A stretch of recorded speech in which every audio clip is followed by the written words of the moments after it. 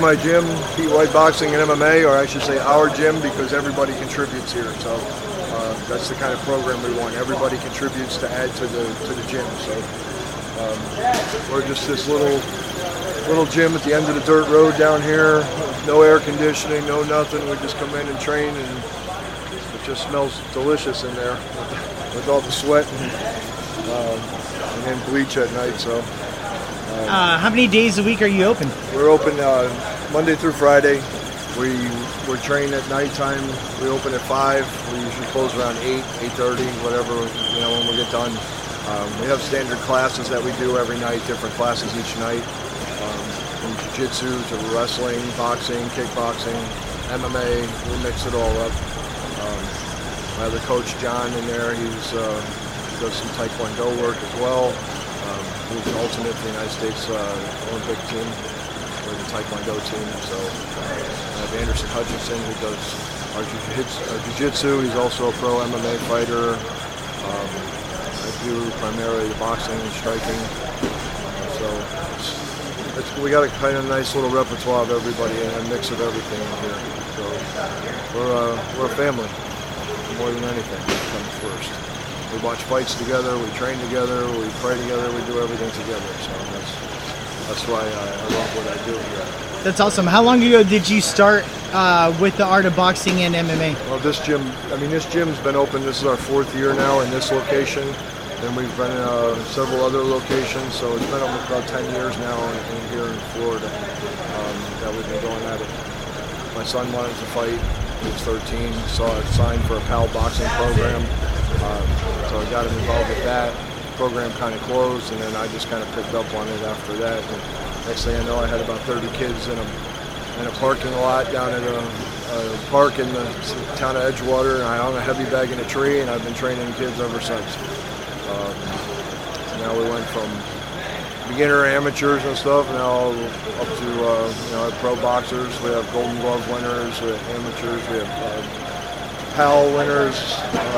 Then we switched into MMA because MMA wasn't legal back then in Florida. So then when the amateur MMA turned around, everybody was doing wrestling and jiu-jitsu in these MMA fights, and so I started working with one kid with his hands and everything, and then next thing you know, we were knocking people out, and then it just kind of progressed.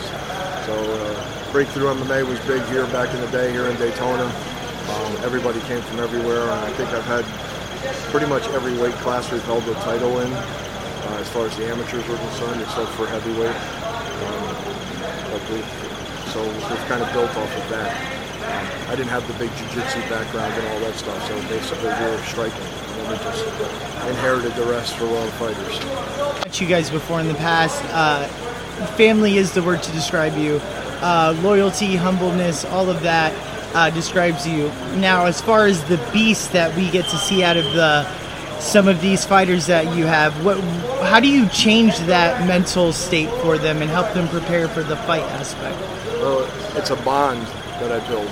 So everybody asks me about how come you don't have cardio kickboxing classes and have all these after school programs and this and that. I just now started getting into PAL, and that worked out. That's starting to build up a program here. But I never got into all the cardio boxing classes because I just want to primarily concentrate on the fighters. It's not about money. The gym supports itself, that's it. I don't make anything off this. I work a regular job like anybody else. But then I have kids that come in here like Michael Davis, who's been with me for about 5 years. Michael's my son. It's not like he's one of my fighters. He's my son. He lived with me. He's my daughter, and we have a bond. So I have Michael training at Fusion. Now I have him down at Coconut Creek in Florida, down in South Florida, training down there with Dustin Poirier and a lot of these other guys. And that's okay because it's what's best for my fighters. It's not what's best for me. It's for what's best for my fighters. So at the end of this camp, when we can announce his fight and stuff, you'll see when a big turnaround in him because we had to push him a little bit harder. And I know how to get what I need to get out of my fighters. If I need more, then I can get it out of them. That's the secret. That's the trick. You have to be in their head. You have to know them. Every one of them's different. So you have to be able to dig down inside of them when you see them starting to break. You got to find what makes them tick and how to pump them up to keep them going, to get them finished through the fights, through the camps, through whatever. No, I love that. People can use that fight in them, not only for MMA, but in everyday life.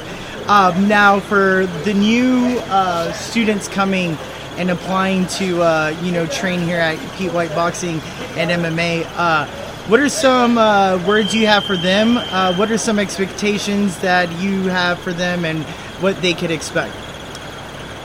If we have young kids coming in here, parents, they come in and they're like, oh, my kid's going to get punched in the face, this and that. Yes, you're going to. It's part of what we do.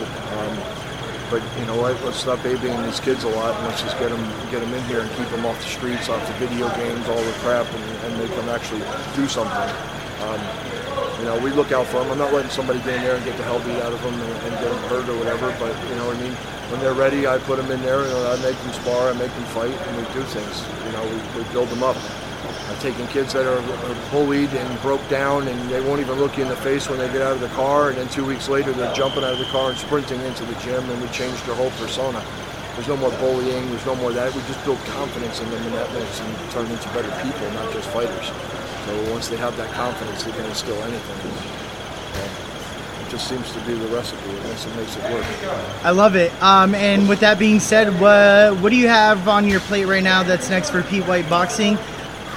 I stay busy all the time, man. I'm always on the move, going somewhere. I have Michael's fight coming up. I have several others fighting in Lakeland, Florida for Rival Fight League with Ross Kellen over there. It's a good friend of mine. I bounce around only between a few different shows, sometimes Ross, sometimes Combat Night. There's only a few promotions that I kind of deal with as far as the amateur stuff's concerned. And then my go-to pro is always Island Fights. Dean Toole is one of my best friends, and me and Dean, we just meld. He'll tell you, out of about 100 people that ring my phone a day, he's probably one of the only 2 or 3 that I actually answer the damn thing for. Just get too much going on. It's hard to keep up with everything. So if people want to get a hold of me, text me. You've got a better chance of getting a response out of me through text message. But yeah, Island Fights is my go-to always.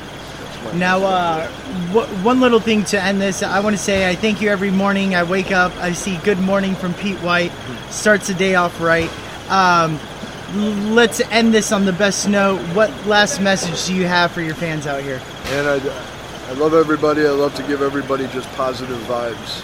And I think that if I can do that, I think everybody should do it. Just anywhere you go, no matter what you do, just give somebody a compliment, pick them up, open a door, say hello, good morning, good night, whatever.